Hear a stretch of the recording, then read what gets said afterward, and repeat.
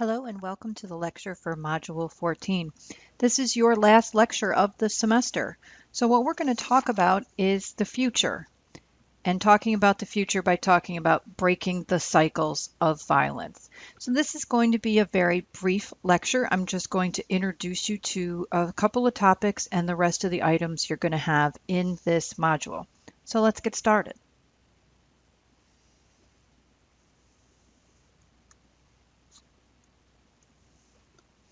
We talked a lot about the cycles of violence this semester. If you think about every topic we covered and try to look at it from a big picture perspective, you'll see that we covered violence that occurs in families from the time a child is born until the time an adult dies.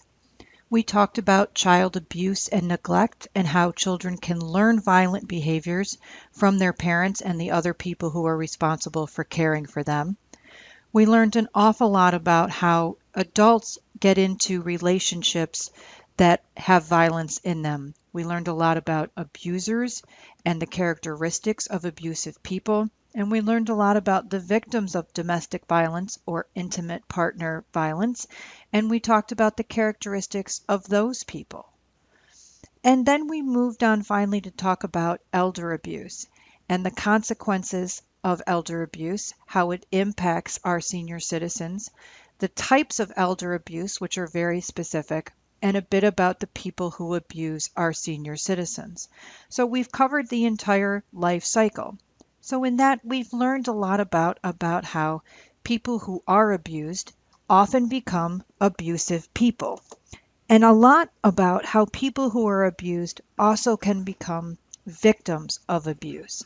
So we're going to focus this module on breaking these cycles of abusive behavior. Now, we learned early on in the semester that there wasn't a lot of advice anywhere for people who have kids.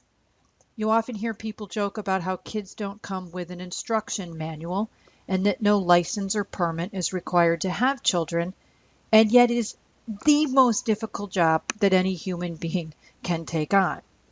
Well, in 2020, we're very fortunate that there's an awful lot of information out there for parents, for grandparents, for foster parents, and for all other adults who are responsible for caring for children. There's television shows about caring for children. There's support groups everywhere for parents who can work with other parents and talk to and share and disclose things to other parents who are in the same position as them so they can learn from each other. There's a lot of faith-based organizations that work with parents and provide support for parents.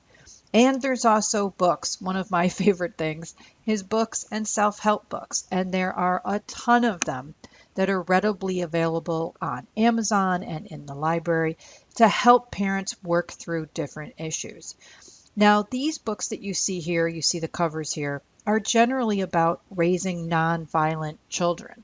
However, there's also tons of books about working with kids who have specific issues, disciplining a child, for example, who's on the autism spectrum, discipline for children who are behaving very aggressively and need an immediate response. There's all kinds of books and advice and media out there for parents and for all other adults who are raising children. There's also books out there for kids about dealing with anger and how to process and respond to their own emotions. This is just 3 that I found on Amazon in less than a minute. I could find books for children, very young books for children so young you would be reading the book to them, to early learners, to school-age children. And I found, and I was happy to find, several books aimed at teenagers, talking about how to process emotions, specifically anger and frustration, in a way that's constructive and will keep them out of trouble. There's also an awful lot of books out there for kids teaching them about just how to be respectful and kind. It's not always our first motivation when we're very young. We talked about child development in this course and how very young children are all about them, right? They're all about getting their needs met. They're not considerate of other people. They largely don't care about other people. That's why young children, especially at different ages of development, can be quite difficult to be around. But that's about their psychological development, and all kids go through that. But kids can be taught to be sympathetic. Kids can learn about being empathetic and about what it would be like to be in another person's shoes. And there's a lot of really great information for kids to learn about those constructive behaviors. I would like to say at the end of the semester that parents in our country do not get enough support. All parents need support. Single parents need extra support. Parents should have ready and easy and free or low cost access to parent education programs. We do a lot of parent education programs when a parent's in family court for neglecting or abusing their child. We don't give parents a lot of help before those really unfortunate events occur. So parents should have an opportunity to get support in their community before they're in court, before something really serious or harmful happens. We should have more community programs that are available. We have boys and girls clubs. How about parents club? How about a place for parents to be open and learn from each other and get additional support? As I mentioned, a lot of our faith-based organizations, our churches, our synagogues, our temples, and our mosques almost all provide some support for parents. They should get even more support from those organizations where they practice their faith. And of course, we can't say it enough, this country has a huge lack of services for people who are struggling with mental health issues, whether it's depression or drug or alcohol addiction, bipolar disorder, post-traumatic stress disorder, all of the mental health issues that plague the people in this country. They really have to have access to free or low-cost mental health counseling. It could really solve a lot of the problems we have in this society, including domestic violence, child abuse, child neglect, and elder abuse. And lastly, I want to emphasize that although there's less stigma for parents who are having problems and different struggles, there's less stigma clearly than there was in the 1950s, which we talked about earlier in the semester. But there's still not enough. There's still this stigma on parents who can't do it by themselves, who think they have to have all the answer and be like the perfect parents we see in, funny TV shows that have all the answers and always know the right thing to do. We need to keep working to reduce the stigma on asking for help when we need it. And whether it's a parent asking for help in raising or disciplining their child, a teenager being able to go to a parent and ask for help about an issue that's happening in their dating life, or any other issues we all struggle with as human beings. We all have to work together to reduce the stigma on asking for help, because at different times in our lives, we all need it. I do also want to end on a couple of statements about corporal punishment. I try not to preach my personal views in any class that I teach, and my views on corporal punishment really aren't personal. They're really based on the extensive research that's been done that shows that corporal punishment of children is simply just not effective. I don't have any moral stance on it. My stance on corporal punishment is that it just simply doesn't work long term.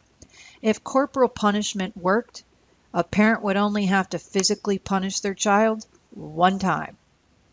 Corporal punishment also teaches children that hitting is an acceptable way to get someone to do what you want them to do. If a person hits their child to get them to do something or to stop doing something, children are easily imprintable. We talked about modeling and reinforcement. And if a parent hits a child to get a child to do what they want, the child learns that you can hit people to get what you want. And that's certainly not a lesson we want to teach kids. And research also shows that children who receive a lot of corporal punishment do not learn to respect their parents. I hear a lot of parents say that I have to physically discipline my child to earn their respect. Parents who discipline their children don't get respect when they use corporal punishment. What they get is fear. kids learn to fear them. And there's a big difference between being respected and being feared. Most importantly, I want to add, since we spent 7 weeks talking about intimate partner violence, is that a parent who physically punishes their child is teaching the child that it's okay for someone who loves them to hit them. And I feel this is so important, I'm going to say it again. A parent who physically punishes their child is teaching their child that it's okay for someone who loves them to hit them. Our parents are supposed to be our ultimate protectors, to protect us from harm, to protect us from other people who could harm us, to protect us from dangerous situations. So that's what we rely on our parents for, to be our protectors, to love us, to care for us, to give us structure, to give us discipline and support, but most importantly, to love us, right? Isn't that every parent and grandparent and other adult who's responsible for caring children? Isn't that their primary responsibility? To love and care for the children that they have. And when those caretakers physically hit and strike children, they're teaching a child it's okay to be hit by someone who loves you. Hitting a child's a great way to create a future victim of intimate partner violence. And I don't say that facetiously or sarcastically or in any way to be funny. It's really just true. If we teach children it's okay for someone who loves you to hit you, we can't be surprised when an adult who's getting hit by their intimate partner thinks that it's okay. That's not to say children do need discipline and structure. I would never ever say or promote a parent not giving a child discipline and structure. Children have to have structure and discipline in the form of consequences. It's critical for children to behave kindly and respectfully toward their parents, towards other adults, and towards other children, their own peers. No one likes to be around a child who's disrespectful, rude, unruly, punching, hitting, kicking, swearing, spitting. No one likes to be around kids like that, and we don't need kids like that in society. What we need are kids who are respectful and civil and kind to both adults and to other children. And structure is actually a safety net for children. Structure makes young children feel safe and secure in a very uncertain world. All we have to do is look at the effect of COVID on schools and what's that's done to children's schedules to have a reminder of how important structure is. It's really devastating to kids right now, and to even us adults, to have our schedules constantly changed, to not be able to make plans or to count on plans that we've made, and to just have this constant sense that our future is uncertain. It's really hard for adults, and it's even harder for children. So children crave and need discipline in the form of consequences, and they need structure. Most importantly, we need that the structure and discipline given to children, we want it to reflect how we want children to act. Remember, we learned about modeling and reinforcement. The most powerful way children learn is on the way other people act in front of them and how their behavior is rewarded or punished. That's how kids learn. That's the most powerful way kids learn. So if parents demonstrate to the kids in their care good behavior, not always perfect behavior. No parent is perfect. No person is perfect. So I'm not talking about people need to be perfect parents and never make mistakes. But if parents generally model for children respectful, kind behavior, they're more likely to get their child to act kindly and respectfully both towards them and to other people. So that's my last lecture for you. Of course, as always, you do have other things you need to do to complete Module 14. You have 2 articles this week. One is on breaking the cycle of violence. It's an article that I found in Psychology Today. I also took out an excerpt of Techniques for Effective Discipline that was published by the American Academy of Pediatrics, and also just a very short statement from the Academy of Pediatrics about the consequences of using corporal punishment on children. In your media this week, you have a video I really think you're going to like. I've watched it several times. I feel differently or learn something different each time I watch it. It's a gentleman by the name of Charles Hunt who grew up under extraordinarily difficult and abusive circumstances, and he's gone on to be a very successful and inspiring adult. And this week's media item is his video speaking on resilience. Your project, probably not surprisingly, is going to be on corporal punishment.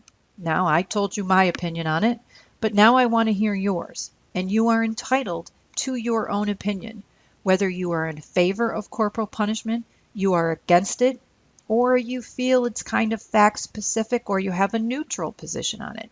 You are entitled to your opinion on this topic and all others.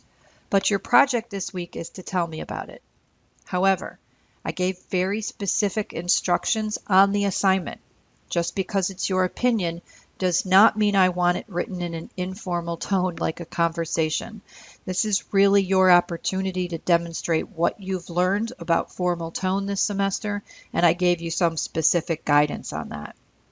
You're also having your last quiz this week, and instead of quizzing you on this week's material, which I will cover on the final exam, so don't think your studying is not for any good, your quiz this week is going to be on important terms and definitions that we've used throughout the semester. The goal is that this is going to help you start your study for the final exam. And also in Module 14, you have your last chance for extra credit by posting a quick response to a question on the discussion board. As always, if you have any questions, concerns, or issues that come up this week, please send me an email.